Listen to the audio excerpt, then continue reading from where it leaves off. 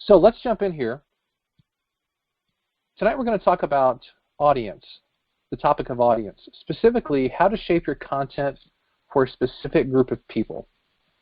And this is a really key topic and one that I think you're going to find super, super valuable. In fact, I think this is probably the most important session of all 6 of these weeks. So I'm really glad you're joining me here tonight, because if you don't pay attention to this particular issue, then it's going to cause a lot of frustration, a lot of spinning your wheels, a lot of wasted time, I think, in your writing. But I think once you pay attention to this issue of audience and writing for a specific audience, it just makes everything so much easier. All right, let's jump in here.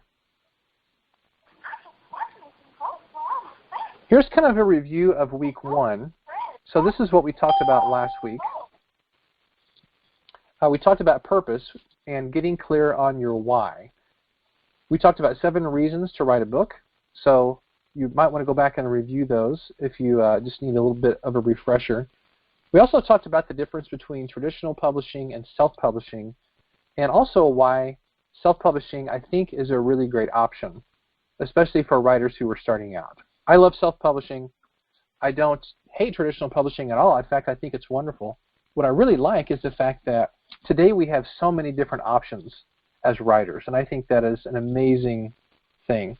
Honestly, we live in an amazing time to be a writer because we do have so many options, and it's really fantastic. Also last week, we went through 10 questions to help you discover your purpose. And the reason for that is that your purpose as a writer, in other words, your why as a writer, I think is directly tied to your life, your overall life purpose. If you're not clear on sort of your overall direction and purpose in life, then I think that's going to make it really difficult as a writer, because you'll just sort of be swayed by every whim that you have and by suggestions that people have and trends and what's hot, what's not, that type of thing. But when you're really clear on your overall life purpose, but also your purpose as a writer and what you want to accomplish with your writing, that is just makes it so much easier and gives you so much clarity and drive in life.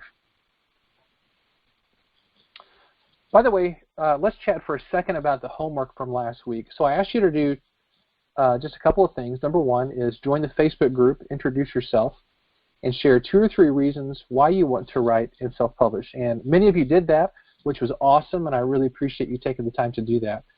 Some of you haven't had a chance to do that yet. If you do have a chance to do that, I think you'll really benefit from this Facebook group and the interaction that we have with each other. And I would really encourage you just to get involved in the Facebook group and just kind of jump in there. I know we don't all know each other, and that's totally okay, because we're all sort of going for the same goals here, which is to use our writing to benefit others and to expand the kingdom of God. And sometimes you just got to jump in there, and even though you're not comfortable necessarily kind of sticking yourself out there, it's okay. We all love each other. It's a very supportive group.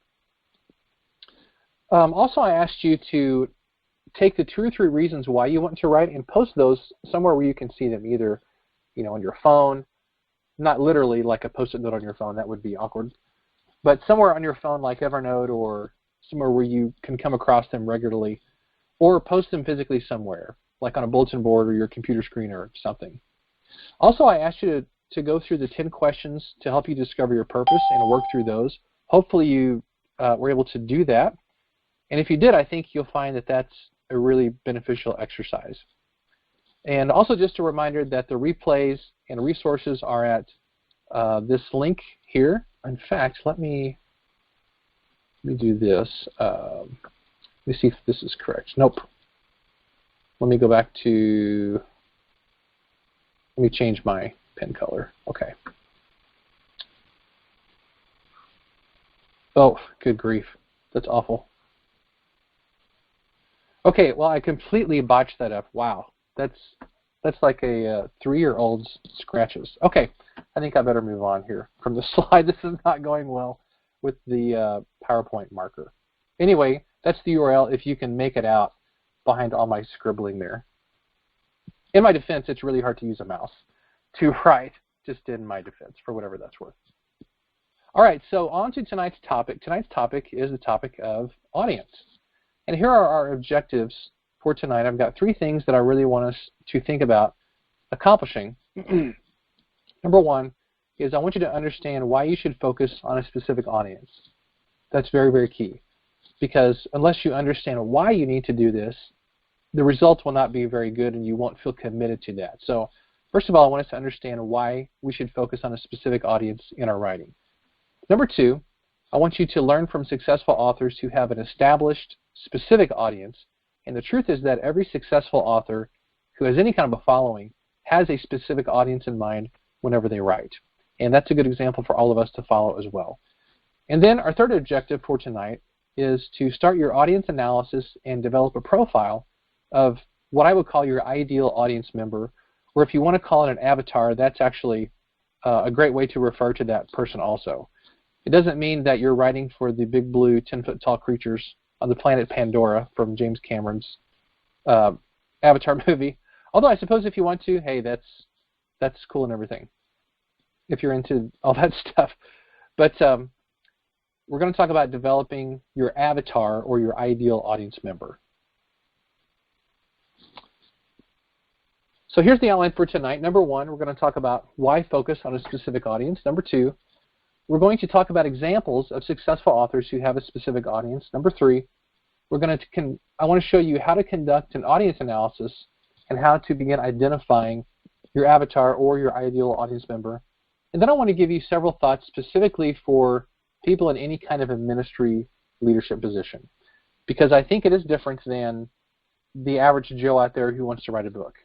You know, obviously there are a lot of similarities, but there are some unique things to consider, I think, when you're in a ministry or leadership type of role. All right, guys, ready? Let's dig in here. The first thing I want us to think through is why focus on a specific audience? And there are three main reasons that I want us to look at. And by the way, I sent out the PowerPoint slides last night. Actually, it was really, really early this morning, come to think of it. Excuse me. And hopefully you've got a chance to look at those. If not, that's fine too. But if you looked at those, you will kind of have previewed what we're going to talk about tonight, and maybe you have read through some of this. Number one is clarity. So under the three reasons why we want to focus on building a specific audience, number one is clarity. So here's the deal, is that understanding your audience helps narrow down and eliminate ideas, and it's kind of a grid through which you filter all of your writing ideas and little nuggets of possible writing projects and blog posts and guest posts and anything that you're going to write. Once you understand who your audience is, that acts as kind of a filter that you have to run everything through, and that tells you whether this is something that you should be writing or not. Now, I'm not going to say that we have to be hard and fast about that, but I think generally that works really, really well. So what happens whenever you have clarity is that you'll understand your audience's problems, frustrations, needs, concerns, likes, and dislikes.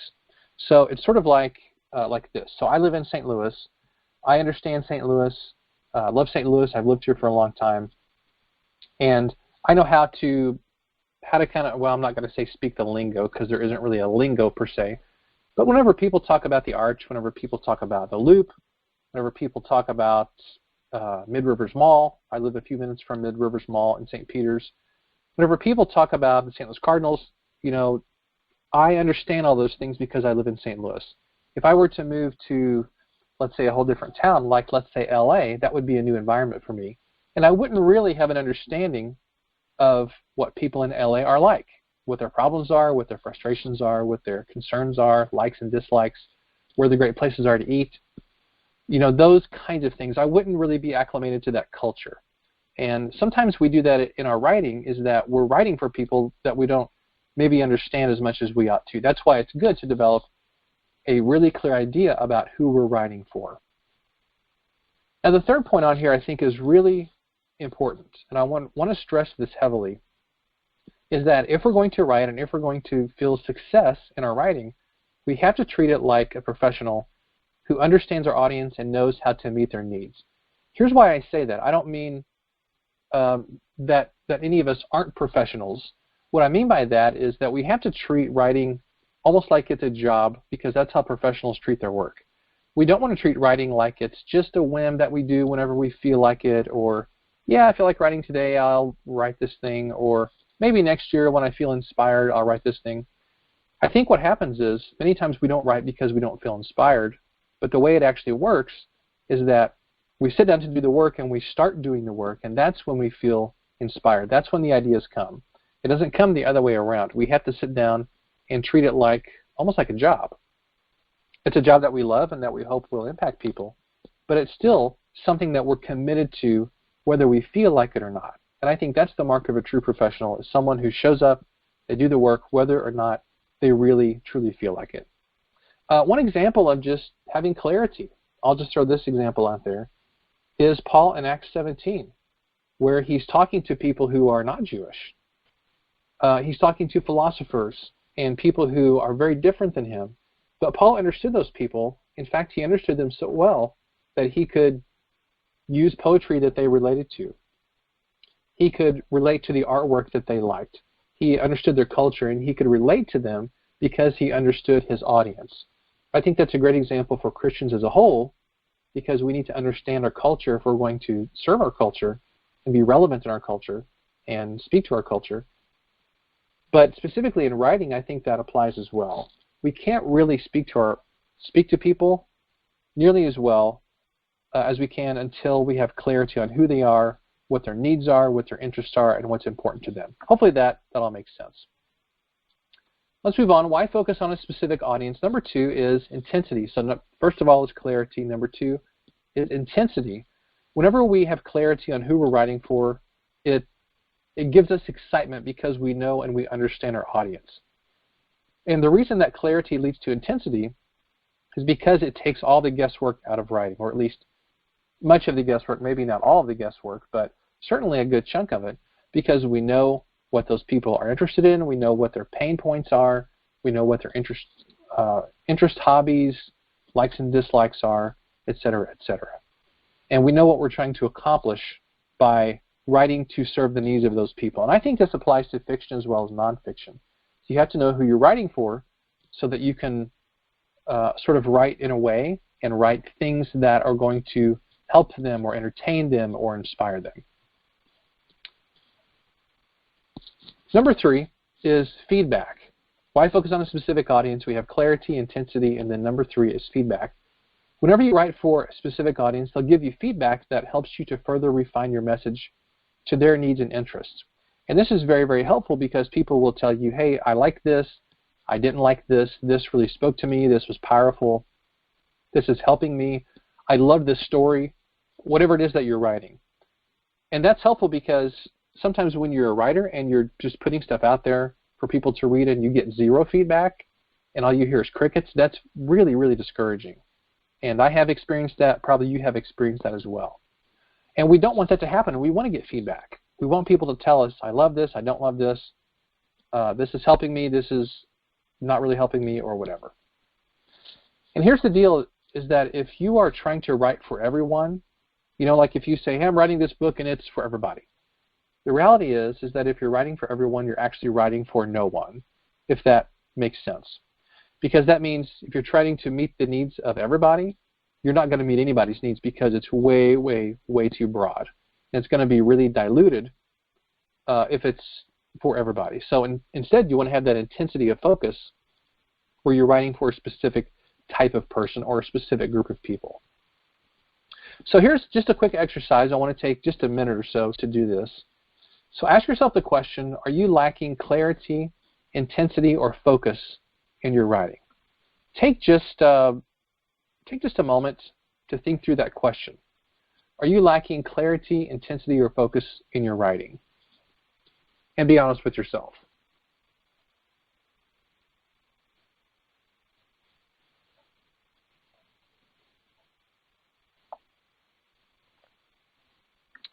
So the follow-up question to that is, how would it motivate you to have those things in your writing? What would it feel like if you had a great amount of clarity in your writing? What would it feel like if you had a lot of intensity in your writing and focus in your writing? And if you're like me, you would probably answer, wow, that would be a really, really awesome thing. And it definitely is. When you get clarity on who you're writing for and what you're doing, it just has a way of seriously motivating you and giving you this intensity that you didn't have before. Let's move on. Let me give you some examples of popular authors and their audiences. Now, here's the deal with this, is I'm greatly simplifying this. I'm probably oversimplifying it, but I think for the most part, these basically hold true. So here's some examples. Stephen King, many of you have read his books.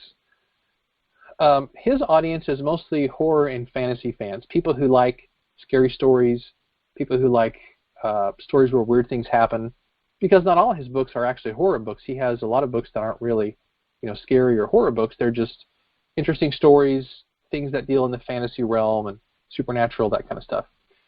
Dan Brown, who wrote The Da Vinci Code and several other books, his audience is thriller/conspiracy fans. His books deal with a lot of, it's a government conspiracy, it's a Catholic Church conspiracy, it's all these clues and dealing with artwork and ancient symbols and documents and literature and that kind of stuff.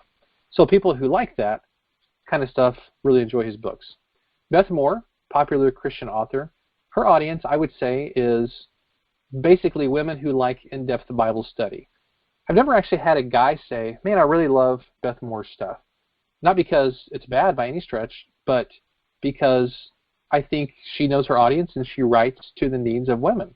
And she's an example of someone who knows her audience really well and has been very successful in speaking to the audience in ways that they can understand and appreciate. The next one is Jeff Kinney, author of the Diary of a Wimpy Kid books. His audience, I would say, are basically middle school, quote-unquote, wimpy kids. In other words, kids who can relate to not fitting in, who can relate to being sort of the geeks and the nerds and the misfits and that kind of stuff, those kind of things. And the reality is that all of us can relate to being that person. But here's the cool thing, is that even though that's kind of his target audience, I love those books. I think they're absolutely hilarious, and I know a lot of adults who've read them and love them. But the cool thing about all this is that whenever you write for a very specific audience, many times people outside that core group also love it, but you have to first get specific. Next one is Andy Stanley, a very well-known pastor and church leader and author. His audience, I would say, are a couple of different groups. The first one is church leaders. The second one, I would say, is growth-minded Christians. He writes a lot of stuff on Christian living, things that aren't necessarily for pastors or church leaders, but are for Christians who want to grow in their faith and just in their personal development. The next one is J.K. Rowling, who, of course, is the author of all the Harry Potter books, and her audience is fantasy fans. Now, she's kind of in a category by herself because she has sort of developed this whole industry around her books, and she's kind of like this gargantuan behemoth writer unto herself, and she's kind of has her very own industry. So she's obviously so popular and whatnot. But as a rule, her audience is people who like fantasy and a certain type of fantasy. The next one is Elizabeth Gilbert, who wrote the book Eat, Pray, Love, and also wrote a book called Big Magic, which is a great book on creativity. I'm almost finished with it. Her audience, I would say, now I haven't read Eat, Pray, Love. I know what it's about, essentially, but I haven't read it myself. I would say her core audience is women who want to, quote-unquote, break free. In other words, they want to break out of the sort of mundane reality of life. They want to be someone more than who they are. They don't want to be constrained by old ways of doing things. And those of you who have read her stuff, you might argue that because I haven't read a lot of her stuff, but from what I understand, that's kind of who her audience is. The next one, David McCullough, who's written a lot of narrative history. So his audience is fans who like narrative history. Now, he writes on a lot of different topics, but he writes on those topics in the same way, which is narrative history. And people who like his stuff are drawn to all of his stories, no matter what they're about. The next one is Seth Godin, who is a popular business author. His audience is basically fans of business and creativity. Then finally is John Maxwell, whose audience is basically people who like leadership and personal development. So those are some ideas that may spur your own thinking and some examples of authors and who their audiences are. And I think this applies to virtually every author, unless they're an anomaly who writes for different types of audiences. But I think as a general rule, authors tend to write books for the same group of people. And because, why do they do it? Well, because that's what really works well for a variety of reasons. So let's get down to brass tacks. How do you identify your ideal audience member? How do you go about going through that process? What are the steps that you take? Well, before we jump into 4 questions that we're going to use to do our audience analysis, let me point out just a couple of things about this. So an audience analysis answers the question, who is your ideal reader, and what problems are you trying to solve for them? Now, pay attention to that question because it's very, very important. In fact, let me read that again. The audience analysis answers the question, who is your ideal reader, and what problems are you trying to solve for them? Now, that is a highly important question because all of your writing should try to solve a problem for someone. Now, here's what I mean by that is, let me think of how to explain this. Basically, there are 2 things that motivate us in life. Everything that we do is motivated by one of 2 things. Number 1 is avoiding pain. Number 2 is seeking pleasure. Think about everything that you do during the day, and most everything that we do, and I would argue everything that we do, is motivated by one of those 2 things, is avoiding pain and seeking pleasure of some type. And all of our writing should be geared toward one or both of those things. Hopefully both if we can manage it. For instance, why do people write novels? And why do people read novels? It's for entertainment and pleasure. You know, we don't really read novels to try and solve a problem. We read them to escape, our mundane lives. We read them for entertainment and enjoyment. And that's all well and good, and that's a wonderful thing. Why do people read self-help books? Well, it's because they have a problem and they want that book to try and help them to solve that problem. So I think if you think in terms of what problems are you trying to solve for your ideal reader, that is a really interesting way to frame your writing. What things are you trying to help them accomplish? Are you trying to give them some sort of pleasure through your writing? Or are you trying to help them avoid some type of pain or solve a problem? If all that makes sense. Maybe you haven't thought of your writing in that specific way before, but I want to challenge you to kind of put it through that grid of providing some type of pleasure or helping them solve a problem or avoid some type of pain. And hey, if we can do both things at the same time, that's so much the better. That's when you have a really, really winning combination. So here's the assumption that we're coming into when we're talking about an audience analysis. Writing is one part of a larger strategy to help people. And again, this is a very, very key point as well. When you're writing, here's how I'm approaching this. I'm not approaching this as just we're writing books or we're writing blog posts or we're writing whatever. I'm approaching this in a bigger picture, and I want you to think of your writing as one part of a larger picture, which is you're not just generating content, which is you're not just writing a book, you are generating content. And what I mean by that is that a book is only one form of content. A course is another form of content, like we're doing tonight. That is a way to communicate content to people and try to help them. Something like a mastermind group or a small group, that is another way to give content to people. Blogging, guest posting, writing for large websites, those are other ways to communicate content to people. Podcasting is another way to communicate content. Speaking, that's yet another way to communicate content. So I'm looking at writing as one piece of kind of a larger picture, which is, hey, we're not just cranking books out. This is part of a larger overall strategy. Now, what that strategy looks like will totally depend on you and what your interests are and what you're comfortable with and what your goals are and all that stuff.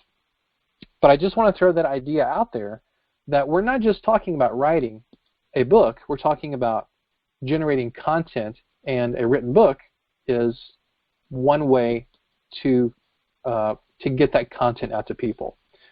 So writing can be the cornerstone of courses, workshops, coaching, consulting, podcasting, speaking, all those kinds of things. Some of you may not have considered that side of things before, so just give that some thought, if you would. Let's go to the next thing. Here's kind of where we get down to the nitty-gritty, how to identify your ideal audience member. And there's 4 key questions we're going to use to go through this process. And I'm going to take you through my own ideal audience member here in just a moment in detail so that you kind of see how this process works. So there's 4 key questions that we're going to ask. Number 1 is, who do I want to work with? Number 2, who do I relate to? Number 3, who needs to hear what I have to say? And number 4, who will benefit most from my message?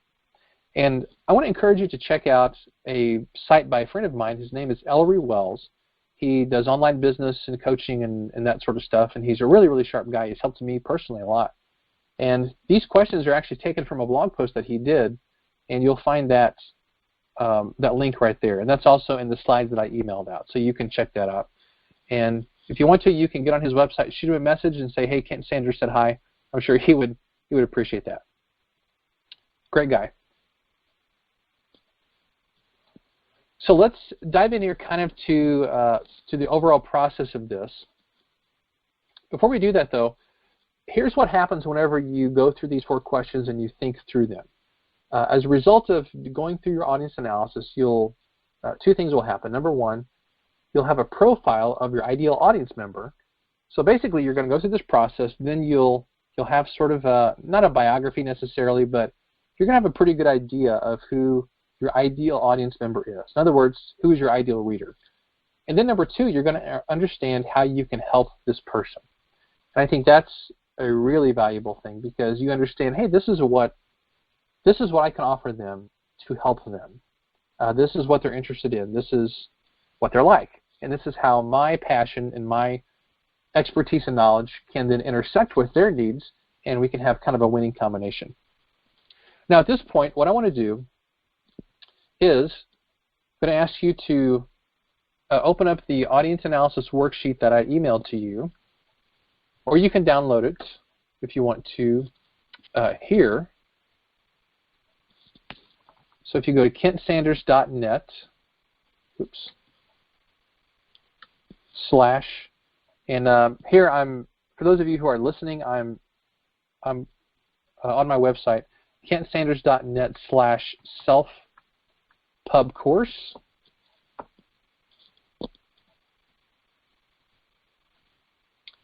And you have to log into that. I'm already logged into it, which is why I went right to it.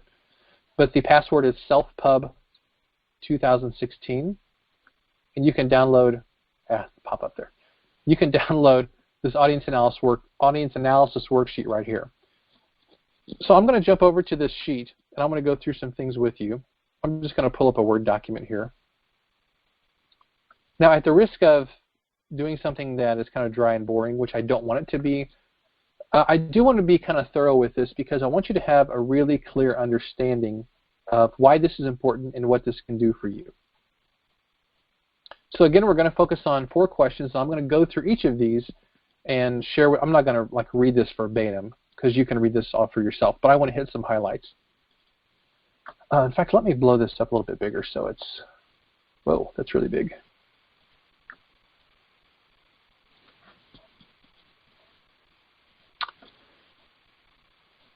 So we're going to go through 4 questions. Who do I want to work with? Who do I relate to? Who needs to hear what I have to say? And who will benefit most from my message? Let's go to the first part of this, which is, who do I want to work with? Now, before I jump into that question, let me again backtrack to my personal mission statement, or my personal mission, if you will, in my vocational life, which is to help people unlock their God-given creative potential. That's what I believe I'm put on this earth to do, vocationally. And that doesn't talk about, loving my family, and obviously loving and serving Christ and being a disciple and those kind of core elements of who I am. But vocationally, my mission is to help people unlock their God-given creative potential. And last week, I unpacked all that, so you can go back and check that out in last week's session.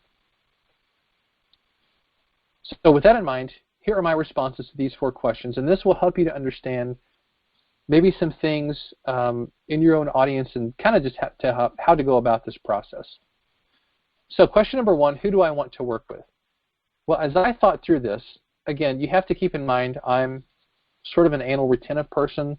I'm very detailed. I tend to overdo everything, so don't feel like you have to go through this in quite as much detail as I did. But that being said, the more detail that you put into it, the more you're going to get out of it. So essentially, I want to work with people who are culturally aware, so they're in tune with current books, current movies, TV shows, technology. I want to work with people who are tech savvy, who feel frustrated at where they are in life. You know, they're in one place, but they want to be someplace else that's different, or where they're operating in their strength and passion zone a little bit more. I want to work with people who are family-oriented. Now, that doesn't mean I exclude people who are single or don't have kids at home or that type of thing at all, but it does mean that I tend to relate the best. I relate most immediately with people who have kids, because that's my life stage. And here's the deal, is that you're going to naturally relate to people who are like you, and that is okay. That's really an okay thing. It doesn't mean that we want to exclude anybody at all, but it does mean that naturally we tend to relate with people who have the same sort of life situation as us, the same experiences and whatnot. I want to work with people who feel overcommitted and too busy, because I can help them in some ways. I tend to gravitate toward people who are mostly introverts. I want to work with people who are not satisfied with the status quo. They want more from their lives. They have dreams and goals that aren't fulfilled. There seems to be a glass ceiling on their lives that they can't quite break through. I want to work with those people. I want to work with people who have an appreciation for the creative arts. They like movies, books, music, Disney World, and its history. That's just an example of kind of cultural stuff. Maybe architecture, fine art, those kind of things. I want to work with people who like to play, like with Legos, and build things and do fun things. I want to work with people who are struggling to find their purpose and calling. Because if I can help someone get clear on their purpose, which I think I can do, just walking them through some of the things that we talked about last week, if I can help them get clear on those things, then they can find a way to live that out in a practical way. They can sort of be released maybe from some self-limiting beliefs. So I love working with people like that. I want to work with people who need some inspiration and courage to make a leap forward toward their dreams. I want to work with people who are interested in self-improvement and personal growth. I want to work with people who want more time to be creative. And this last one I put here, I might revise this and take that out. Where it says, I want to work with people who are male and early to mid-30s. I don't know if I believe that anymore, necessarily. Because I want to work with all types of people, not necessarily that age group. So I put this basic thing together about a year and a half ago, and some of these things have actually shifted a little bit. So this isn't like you put this together one time and then it's set for your life. I think this is an evolving kind of a thing, and it shifts according to your life experiences and your interest, and I think that's a good thing. So that's the first question: who do I want to work with? Now, those are my answers. I don't know what your answers are going to be.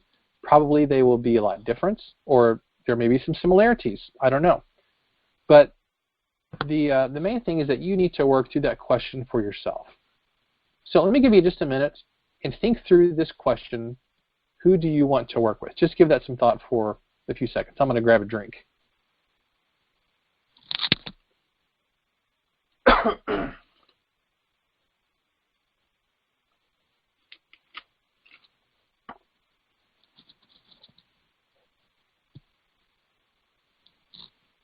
Okay, before we move on to this next question, this question, who do I want to work with, might seem like kind of a strange thing, because you might think, well, a better question would be, who do I want to write for?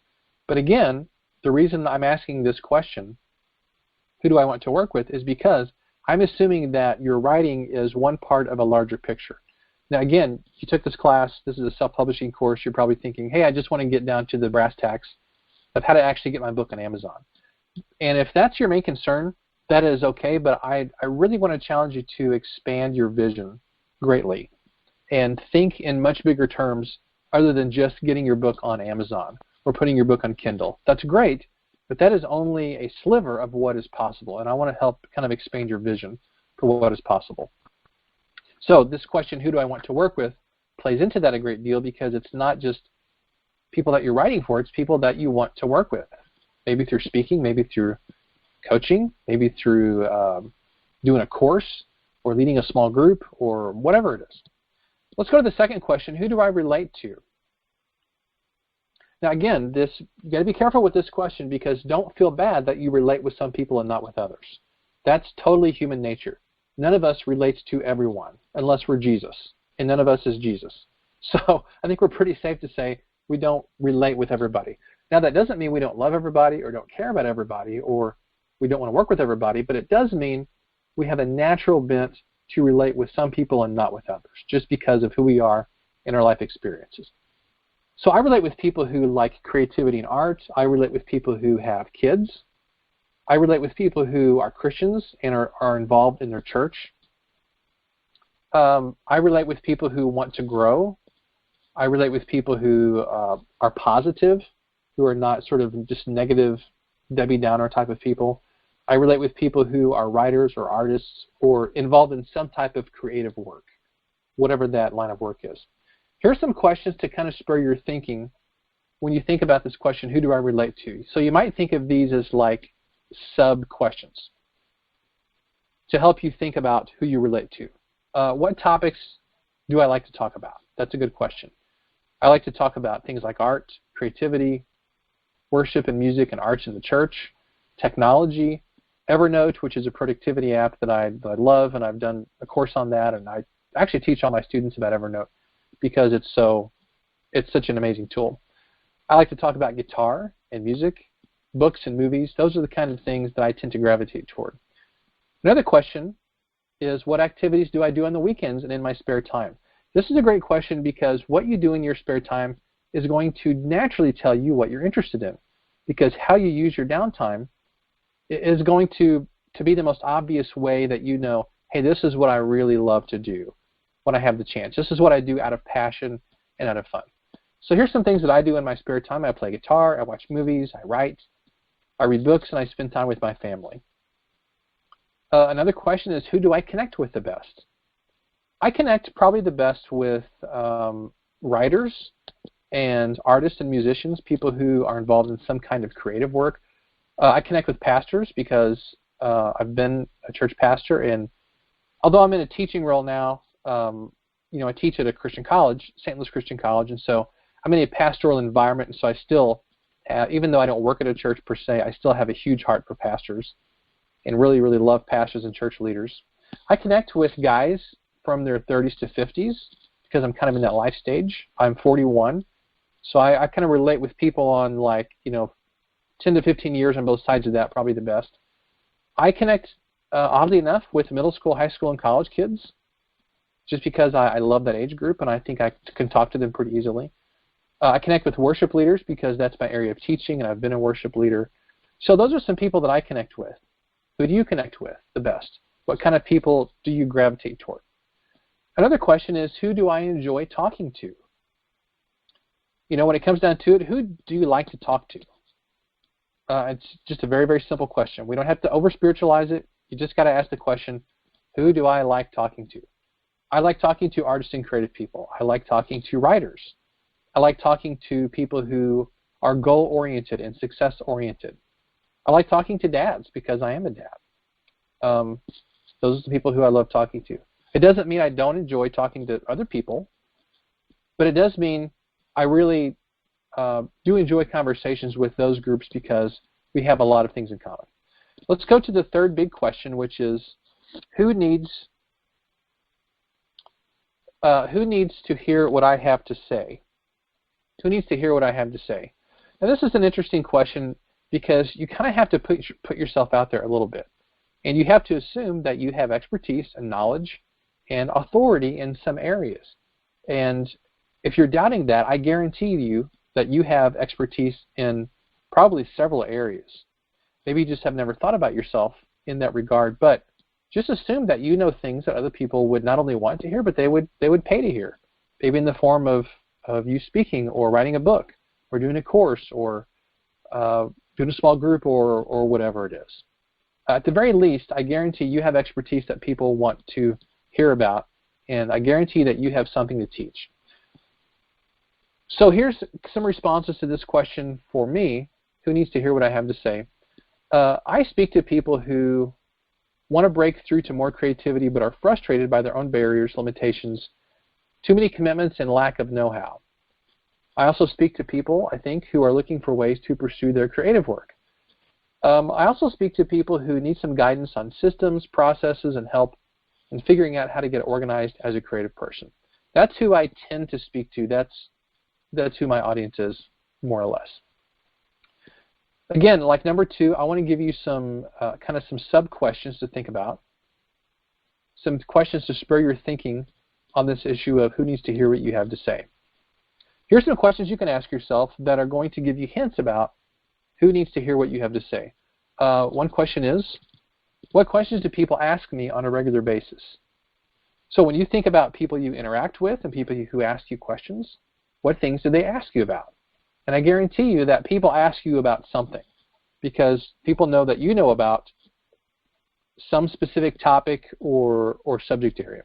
For me, people tend to ask me questions about writing and self-publishing.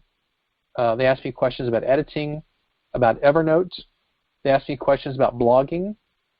They ask me questions about worship ministry and art in the church, and also practical aspects of creativity like developing systems, productivity, making time, those kinds of things. Another question is, what problems am I solving for people? So the problems that I help people solve are typically related to writing and self-publishing, Evernote, editing, worship ministry, the arts. Sometimes people call me for advice on ministry stuff, like, hey, I've got this issue, or I've got this problem, how do I deal with this, et cetera, et cetera.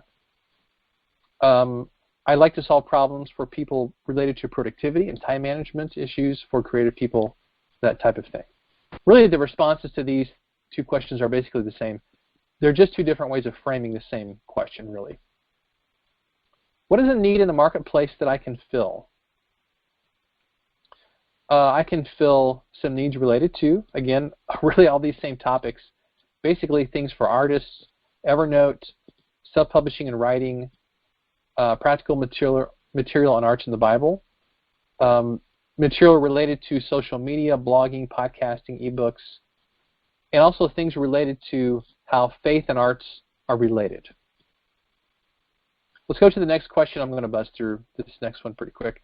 What knowledge do I have that can help other people? I've listed basically the same topics that I listed in these other questions, but again, it's just a different way of framing those questions. You don't have to be that detailed in your responses. You know, I'm not going to grade this or anything like that. There's no grade at the end of this class, or maybe there is. Who knows? We'll see. There will be a test.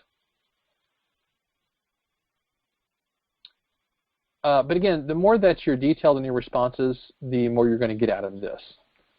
Let's go to the last question, number 4. Who will benefit most from my message? Let's go to this question, and then I want to go through who my avatar is, who my ideal audience member is, and a profile that I've created for this person. So question number 4, who will benefit most from my message? Some questions to spur your thinking. Whose life would radically change for the better if...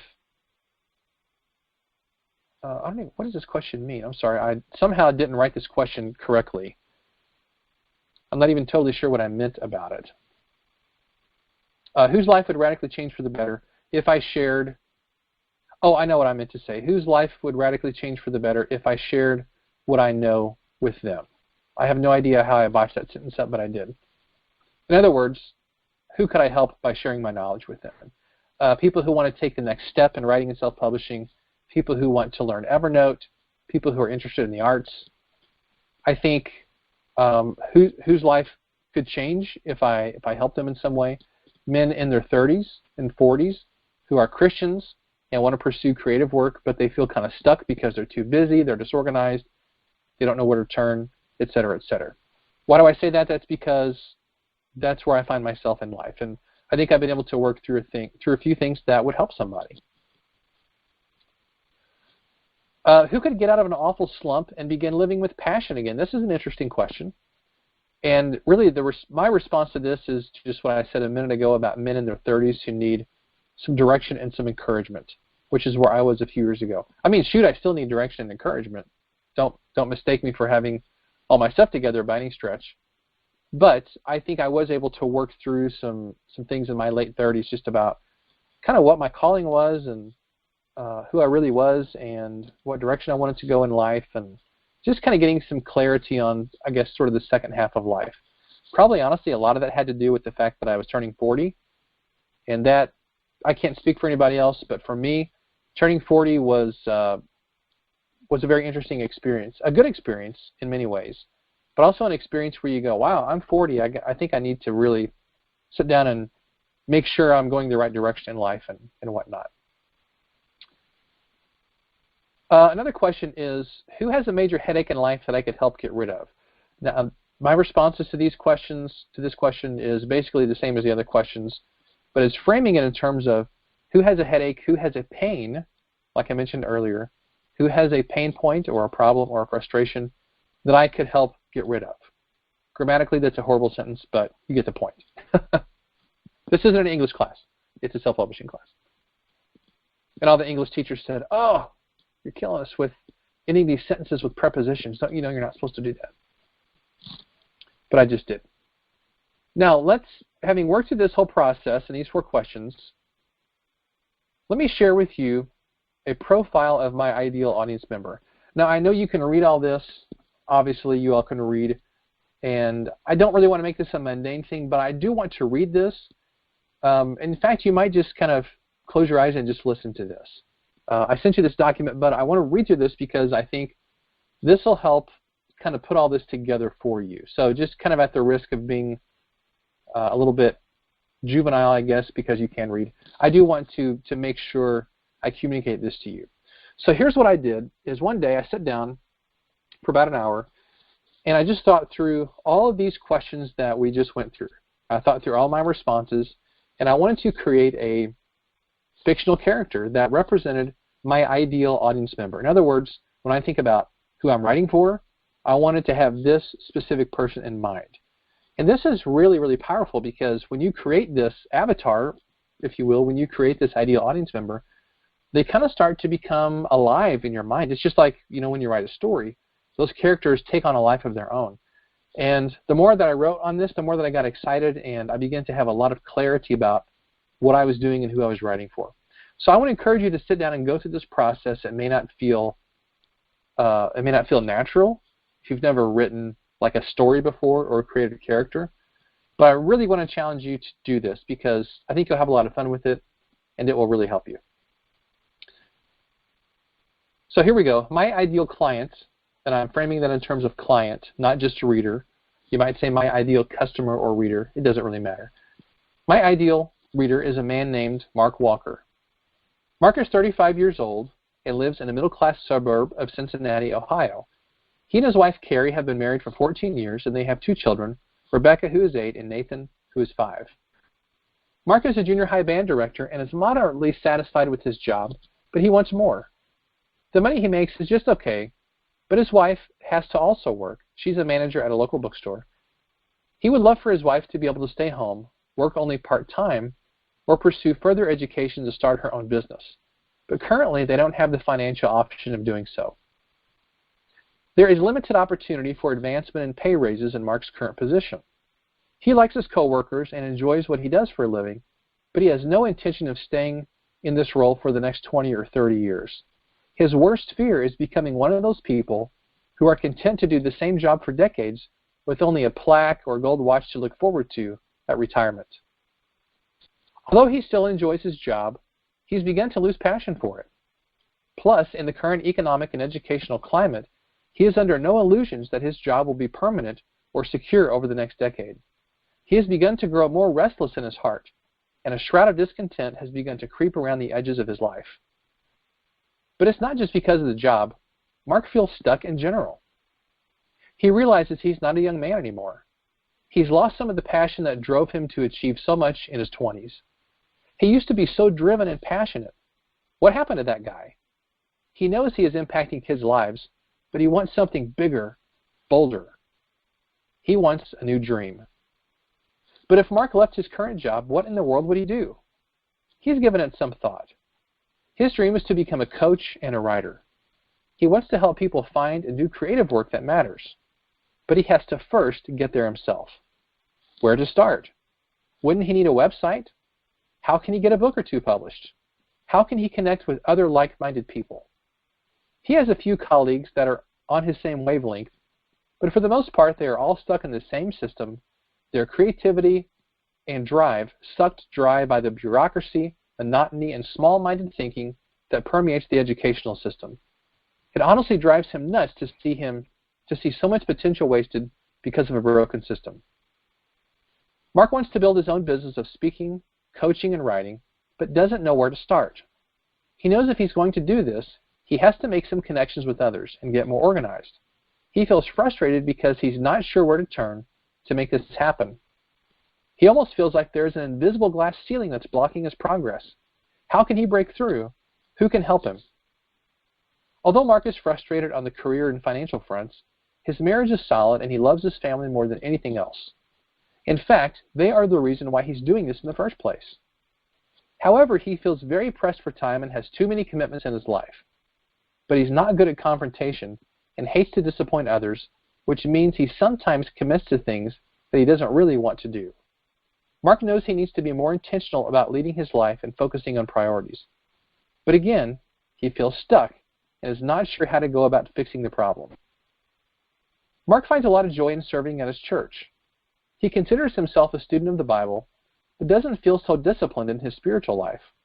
He knows he could do better and would really benefit from a group of guys to challenge him. He plays bass and drums on the worship team and sometimes runs sound. He enjoys serving at church because he finds his greatest joy in being part of a creative community. He believes the church has the most important message in the world, so why shouldn't it be communicated in the most creative way possible? Mark loves creative arts, especially great books, movies, and even museums.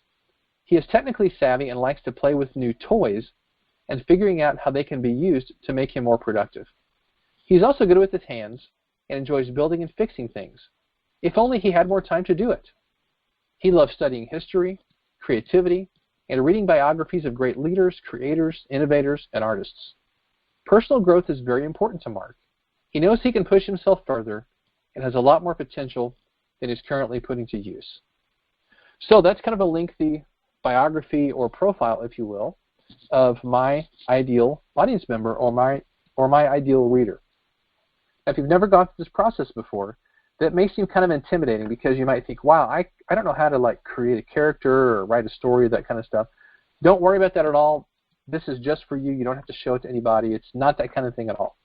I really do think, though, once you start to put a name and a face and a location and some specific life situation stuff with an imaginary person, I think you'll really start to enjoy this process. Or what you can do also is you can think of somebody in your life who represents your ideal audience member and just kind of use that person to think of whenever you write or when you're going through all these processes. Now here's another question I think is important. Why do I believe I can help Mark? This is an important question because I need to be convinced in my own heart that I can actually help this person through the content that I'm providing and producing. So I believe I can help Mark because I've been there. A few years ago, I began to be frustrated at the fact that in my job, I didn't see any possibilities for advancement or future opportunities. Now, again, I teach at St. Louis Christian College. I'm just being totally open for you. I'm being totally open with you. And this is not anything I would hide from anybody, but it just kind of dawned on me one day that, if I can have this job forever, teaching, but I need to be okay with that. If I'm going to stay here a long time, I need to be okay with the fact that basically there's no opportunity for advancement in the academic world. This isn't a slam at all on my college at all, so don't take it for that because it's definitely not that at all. But I'm just saying this is a reality in the academic environment. So I began to realize if I wanted to stay in the academic environment, that was kind of going to be the reality. So when I began to get involved with some other people, sort of outside the academic realm, more online business people, that kind of thing, I saw the potential of writing and coaching. And even though I'm somewhat at the beginning of this journey, I can clearly see where I want to go and know what I need to do to get there. I also have gifts in writing, organization, and understanding the creative process, especially as it applies to the church, ministry, and people of faith. I'm uniquely positioned because of my gifts and experience to help someone like Mark. And I really believe that's true. And let me go back to this question again of kind of your job, because I don't want to be misunderstood at all. So what I mean by this whole idea with my job currently now is that I think it's good just to develop options and to not just be dependent on one thing. And don't get me wrong, I love teaching at St. Louis Christian College. In fact, I've had more fun the past couple of years than I've had ever there, because I love the courses I teach, love the people I work with, and all that, and I have a blast there. However, I also wanted to develop some things on the side and just kind of expand my horizons and my creative potential and just try my hand at some other things. But I think that can be a very, very helpful thing, just to have options. And what's been so interesting is that the more I have expanded into some other things like self-publishing and like online business and mastermind groups and different types of things, podcasting, blogging, the more that I have expanded into those things, the more that has actually helped my current job, because now I'm able to teach courses on these things and help our students. So that's been really, really a fun process. So I'm not at all saying, hey, you should go quit your job and go do something else today. What I'm saying is that, whether you stay in your current job that's a question only you can answer. But in my specific situation, I am blessed to be able to do this stuff on the side, but also integrate that into my teaching stuff, which I think is really, really cool. And I have so appreciated the administration of SLCC, because they've let me kind of develop these crazy courses and do some new things, which is something most other colleges would not do. So I'm really thankful for that. Here's kind of the last thing, and then we'll begin to wrap this up. How can I serve Mark? That really is where it gets down to brass tacks, is how can I serve my ideal audience member? And the first way I can serve Mark is through content on my blog. I write about different issues that hit where he is hurting, like figuring out your calling, getting your priorities straight, resources for creative people, encouraging people to conquer fear, getting organized, being productive, those kinds of things. So my blog is sort of my home base. That's where I test out content. Sometimes it bombs, sometimes it does great. You just never know. You got to test it out. But that's kind of the first place that I want to help people, is through content on my blog. And I can also offer coaching, courses, books related to these various pain points that Mark and others like him are experiencing. Okay, that's enough about that. So that's something you're going to have to work through, and I would encourage you to take some time to go through this whole process of the audience analysis. And I've already emailed that to you. You also can download that if you didn't get that over email. So work through that process. Let me go back to the slides here, and I want to begin to close with a couple of things. One is I want to give you some thoughts about building an audience as a ministry professional. The reason I want to say these things is because, sorry to stop myself mid-thought. You ever have a thought and then you have a thought that interrupts that? My thought was, why didn't I set up these PowerPoint slides to where each of these points come in one at a time? I have no idea. I just didn't think about it. So sorry there's so much text on there. It's probably sort of overwhelming. But at any rate, the reason why I want to share these just really briefly is because people in leadership ministry roles are in a unique position. And there are different considerations that we have to think about, according to what the specific thing is. But the bottom line is that we have unique considerations in leadership ministry. So I want to address a few things here just as kind of quick thoughts. Number one is that your ministry audience doesn't have to be the same as your writing audience. I think that's important to remember. Now, it can be, and that's totally your option, though. You don't have to make it the same audience. For instance, there's a person I know. His name is Mark Atterbury. He's actually a graduate of SLCC. Wonderful guy. He was at our school earlier this month to speak on creativity in a conference that we had. And he writes novels. He also writes material to help Christians develop in their own life. Just a really, really wonderful author. But, his audience for writing is not always necessarily the same audience as it is for preaching at his church.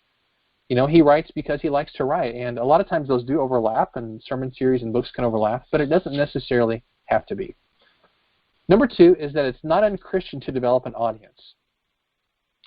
Sometimes in the church world, we get uncomfortable when we talk about building an audience or building a platform or doing things to have people follow us and those kind of things. But I just want to say it's not unchristian to do that. It is unchristian, and I think it goes against our calling to honor Christ if we're doing it for our own benefit and to manipulate people or to take advantage of them. That's obviously wrong. But this is not about being a celebrity or about doing it for ourselves. It's about serving people. Because the more people that we can reach, the more people that we can serve, and that's a good thing. We just have to keep that servanthood perspective on it. That's why we write, is really to help and to serve people ultimately. Number 3, don't be afraid to expand your vision of what is possible. Don't be afraid to expand your vision of what is possible. In other words, don't just think about, hey, I want to just write this book and figure out the process. I want you to think a lot bigger than that. Number 4, test out material by blogging, guest posting, writing for large sites, etc. I think that's really, really important because a blog is kind of like a testing ground for material. And it's great because you can put it up there, you can use it elsewhere. You can actually blog a book that way. In fact, with the book that I'm working on, I just started working on this year, I'm writing part of the book that way on my blog actually. So you're kind of like getting double duty out of the same content. And number 5, this is so important. Don't overanalyze when it comes to your audience analysis. It's good to analyze, it's good to do an analysis, but don't overdo it. Go through the process, get an idea of who your ideal audience member is, and then just start writing and course correct as you go. I say all this because I am a huge analytical person and I analyze everything to death. Don't do that. You just got to start writing and see what works and see what connects with people. Do not analyze things to death. That doesn't really help. So here are your action steps for next week, and I want to actually end with a picture.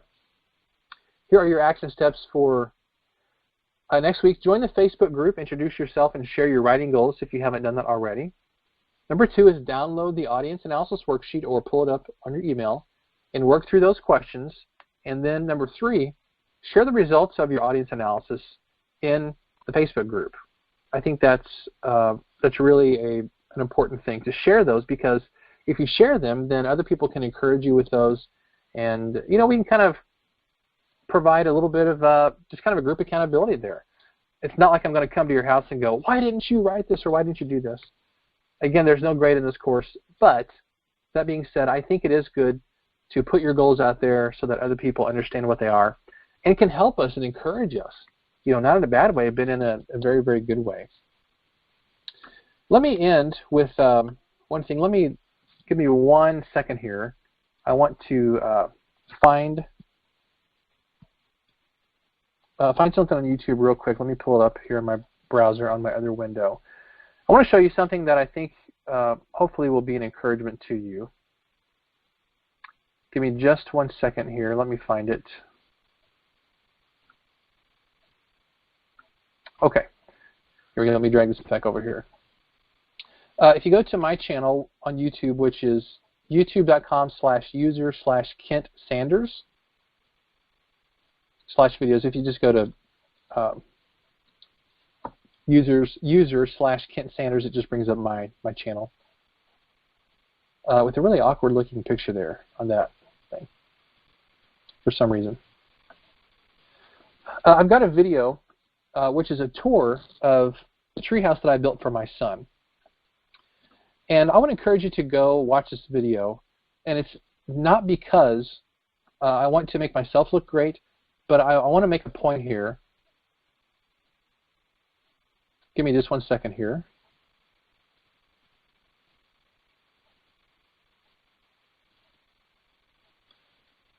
So this is my son giving a tour of our treehouse. Let me pause it right here.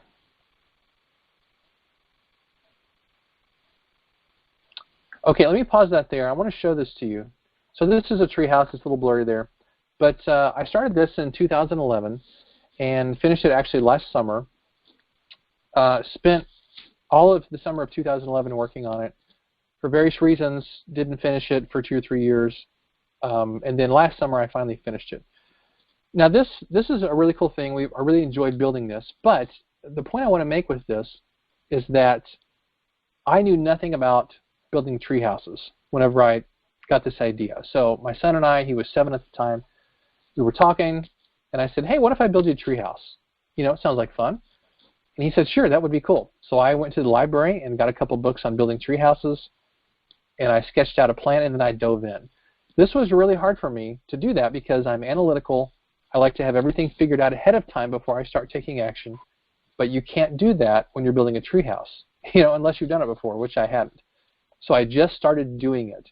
The very first thing was, you see this board right here. This, you can't really see it, but this board goes from this tree to this tree. That was the very first board that I attached to these trees. And once I did that, I knew, hey, I'm committed to this process. And I want to show you this because this is my way of saying you can do this. You really, really can do this. Many of you are stepping out of your comfort zones with this process. You've never thought about developing an ideal audience member. You've never really thought about doing something besides, a book. Like having a book on Kindle or on Amazon is kind of the furthest that you've thought about it until now, but I want you really to expand your vision and just really tell you that if I can build a treehouse for my kid and figure it out, me, the person who, is really clumsy with tools and I can barely check my own oil in my car and that kind of stuff, if I can do this, then you can do this also, and I promise you can do it. It does take some time, it takes some effort, but I promise you can do this. So that's just kind of an encouragement to you to jump into this process, get going, and a big part of this starts with going through this audience analysis and getting clear on who you're writing for. So next week's topic is the topic of time, and we're going to talk about how to create space in your life to write. You all are busy ministry professionals. You have lots of responsibilities. How can you actually make time to write? How are you going to do that? I want to give you some strategies next week that I think will really help with that process. So folks, that is it for this week. I apologize I ran a little bit over time. Hopefully that's okay. But that's it. I will see you all next week. God bless and have a great week. See you in the Facebook group.